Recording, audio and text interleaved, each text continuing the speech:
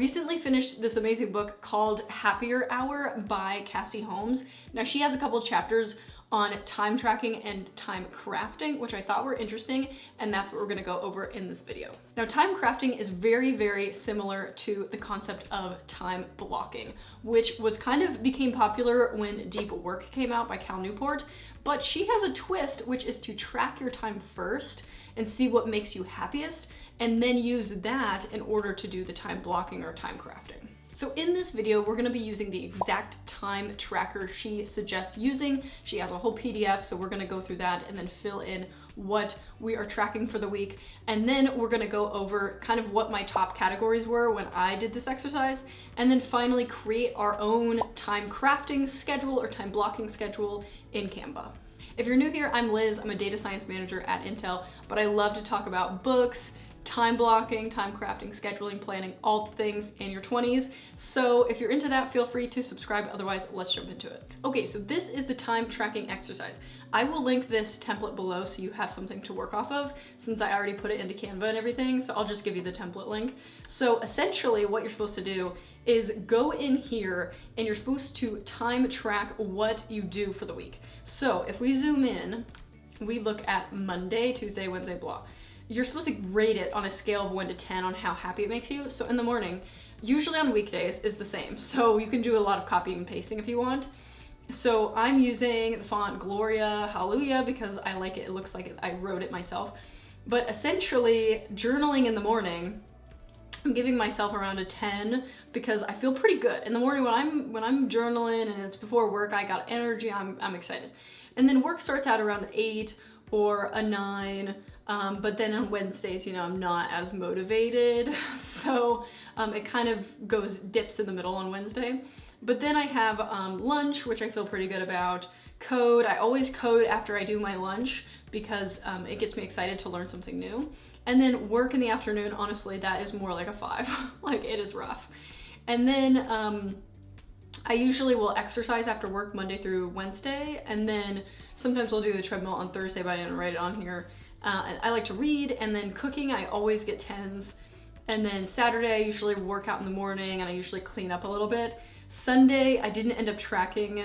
I need to go back and do that. But basically, go through here and rate things on how you feel when you do things. So Sunday in the mornings, I always do an artist date. So that I'm always gonna give myself 10 out of 10 because it's so fun. I just sit in the coffee shop and I just daydream about my YouTube channel and my career growth and the future book that I might write. And it's just a little date with myself. Have a little coffee, hang out by yourself, listen to some music.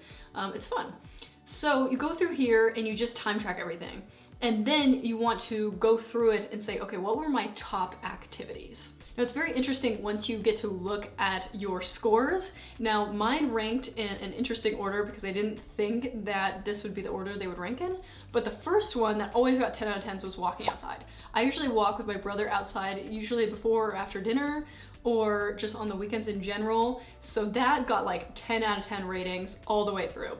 And then the next one was organizing and cleaning, which I thought was weird because I'm like, I didn't think I liked cleaning that much, but it gets me going. And then the third one is cooking. That one always got 10s. I do HelloFresh with my brother. I have a video on it. I will link it below.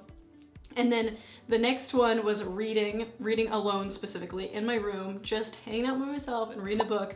That one always got like 8 or 9s. And then the last one kind of shocked me. It was exercise. I usually have to force myself to go to the gym. It is rough. I don't even think about it, I just go. But then when I was thinking back on it, I was like, actually I had a great time. Like, I make friends at the gym, like I do classes. I can't do singular. I have to like have people working out next to me too. Like, it gets me going. So now I do want to go over the book Don't Trust Your Gut, because that book breaks down what makes you the happiest. He actually did a study and went through a bunch of data. He's a data scientist, went through a bunch of data and determined what are the top 5 things that make you the happiest. So the first one is, not shocking, sex. So that is like your best bet on happiness. That's the #1 activity. And then he talks about the second one would be theaters or concerts. So going out and doing a show, music, very heavy on that side. And then the third one is museums or exhibits, kind of something what you want to do to get outside and meet people. Like, it kind of makes sense because it's socializing and it's kind of an event. The next one is exercising, which makes sense because that was in my top 5. And the last one is gardening.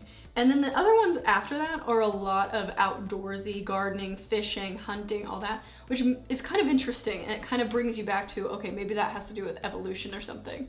But that is another book that I highly recommend. It was really eye-opening to see what activities were being ranked, and TV and all that other stuff was very low on the list. Okay, let's take a look at our weekly schedule. So I made this after I did the time tracker. So now you want to put your happiest items in there first after you put in your day-to-day stuff. So like this work stuff, I can't get out of work. I'm not gonna be happy.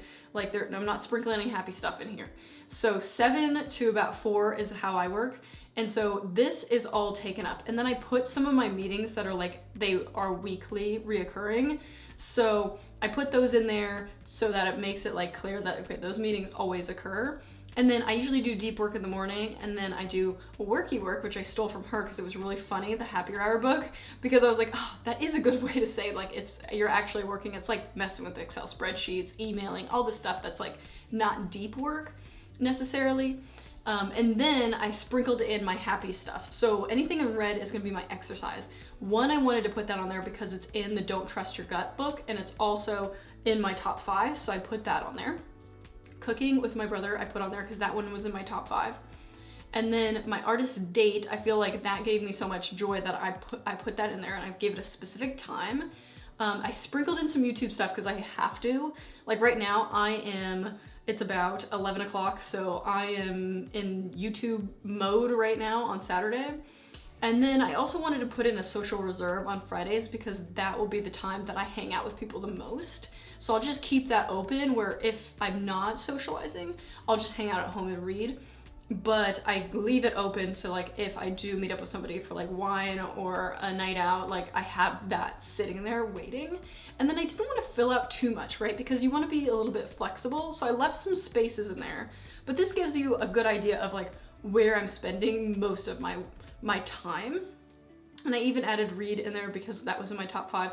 So play around with it. I really like the way this is. I made these transparent, and you can just kind of move these blocks around. But again, I will link the template below because I just love the way this turned out. I hope this gives you some ideas on how to block out your schedule and make it a little bit more fun, make it a little more happy. Use some of these books to give insight on how you should build your schedule. I found the exercises super fun. I really enjoyed seeing what got rated the highest.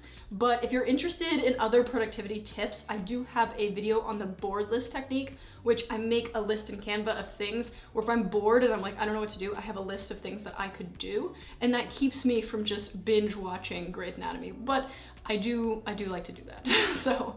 But anyway, I will see you guys next time, but I hope you enjoyed the video.